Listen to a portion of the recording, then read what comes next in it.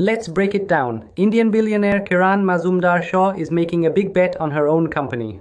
Instead of taking Biocon's biologics arm public, she's folding it fully back into Biocon in a deal that values the unit at about $5.5 billion.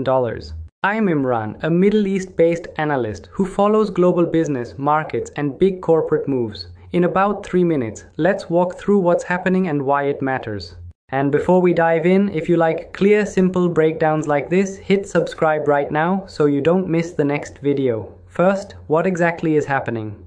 Biocon has a biologics and biosimilars business called Biocon Biologics. Until now, it had several outside investors. Under this new deal, Biocon is buying out those remaining stakes and turning Biocon Biologics into a fully owned part of the parent company. The transaction values the biologics unit at around $5.5 billion.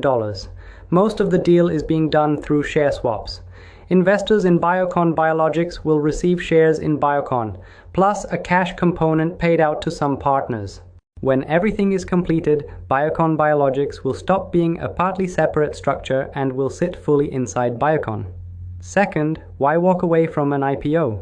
For years, the plan was to list Biocon Biologics separately on the stock market, but the environment changed. After Biocon bought a large portfolio of biosimilar drugs from Viatris, its debt went up and investors became more cautious.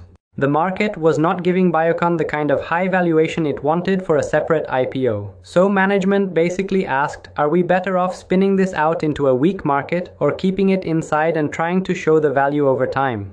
A strategy review concluded that merging Biocon Biologics back into Biocon would create more value for shareholders than forcing an IPO at a lower price. Quick pause here. If you find this style of breakdown useful, take 1 second, hit the like button, and make sure you're subscribed. It really helps push these videos to more people. Third, why does this matter beyond one company? Biocon wants to be a serious global player in biosimilars and biologic drugs. Areas like insulin, GLP-1 drugs for diabetes and obesity, oncology, and immune-related diseases. These are some of the fastest growing and most profitable parts of the pharma world. By fully owning Biocon Biologics, the company gets a simpler structure, one unified balance sheet, and a clearer story for investors. We are one integrated biopharma company with a strong biologics engine, instead of a parent with a semi-detached unit. The upside is focus and scale. The risk is that Biocon still carries meaningful debt, and now it has to prove it can grow earnings fast enough in a very competitive space to justify that $5.5 billion valuation. So let's break it down one last time. Kiran Mazumdar-Shaw is cancelling the IPO dream and doubling down on biologics inside Biocon.